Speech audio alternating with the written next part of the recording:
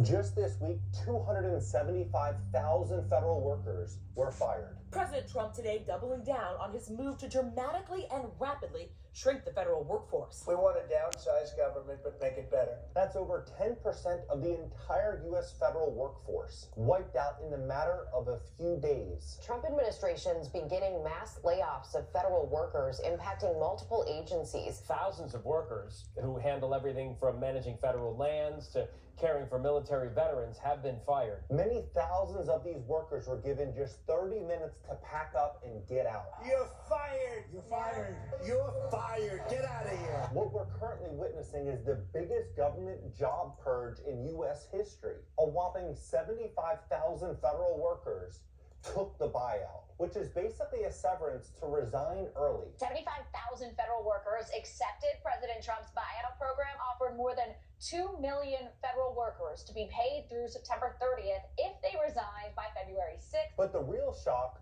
a whopping 200,000 were told to get out with no pay, no warnings, no protections, nothing. Normally, a government job is one of the safest jobs and safest positions that an American can have. But no longer is that the case. These weren't just random layoffs. These were federal employees, people working in critical government agencies. Veteran Affairs, Department of Education's entire divisions getting completely gutted. As that's going on, the White House just announced they are going to fire many thousands of IRS agents right in the middle of tax season. IRS is preparing to fire potentially 15,000 workers in the middle of tax season. 15,000 employees at the IRS now identified for possible termination. But the White House will not confirm the exact number of people losing their jobs across entire divisions of government. Meanwhile, government unions are already fighting back. That's right, they are not going to cast us aside.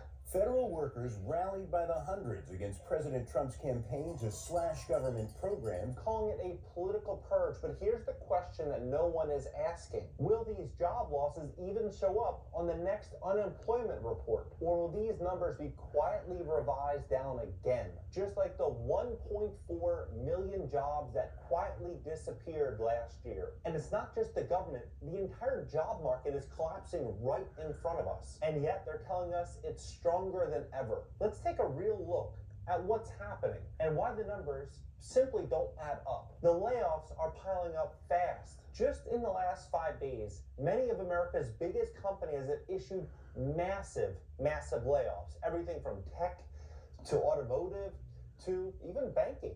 Every industry is getting impacted right now. Chevron just announced they are slashing 20% of their global workforce, a whopping 8,000 jobs gone. Chevron is laying off 15 to 20% of its workforce by the end of next year. That represents up to 8,000 people. Chevron says the layoffs are needed to reduce costs and raise profits. This comes after a disastrous year for oil markets, leading to cost cutting at record levels. Meta just laid off 3,600 employees. Last month, Facebook's parent company said it planned to cut 5% of its workforce. Meta Platforms is preparing to lay off approximately 3,600 employees. But here's what's wild. Workers are blaming AI. They say Mark Zuckerberg is replacing real people with automation, while calling his employees low performers. Boeing is cutting hundreds of jobs, and not just any jobs. These layoffs are tied to NASA's Artemis program delays, which means even government-backed projects aren't safe from cuts. JP Morgan Chase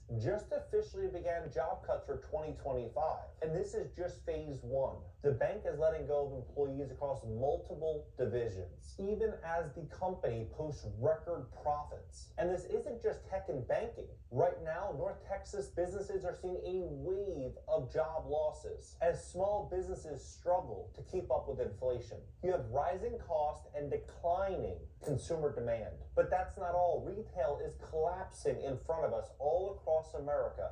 Many thousands of stores, both mid-size and large, are closing up shop. Walgreens, they're closing 1,200 locations nationwide. And Walgreens announced it is closing about 1,200 stores. It's all part of eliminating stores that are underperforming. This means thousands of pharmacy workers, store clerks, and managers will be out of a job inside of the next 90 days. Joanne Fabrics, once a household name for DIY lovers, just announced they're shutting down 500 of their 800 stores all throughout America after filing for bankruptcy again. Crafting retailer Joanne Fabrics is closing 500 stores. Fabrics is shutting down 500 stores across the country. Party City, they just announced they are letting go of 18,000 workers and shutting down locations all across America. The largest party supply store in the United States plans to close all of its stores. You have Big Lots, one of the largest discount retailers in America, will be closing at least 150 locations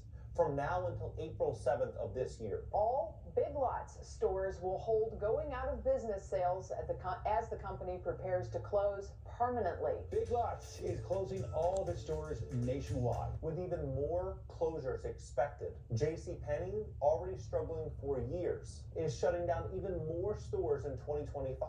JCPenney, the retailer, plans to close several stores this summer, marking another major blow to brick and mortar retail. This is not just about store closings. We all know about this. It's about jobs disappearing entirely from our economy. But here's where it gets really sketchy. The job numbers, we are told, are not real. If layoffs are exploding and stores are closing all across the country, how is unemployment going down? And why does the government keep telling us the job market and the economy is strong? Here's the truth they do not want you to focus on. In March of 2024, the Bureau of Labor and Statistics proudly announced the U.S. added a whopping 598,000 jobs. But months later, the media stopped covering it. That number was erased and 598,000 jobs never existed. Think about how big of a number that is. Nearly 600,000 jobs added and then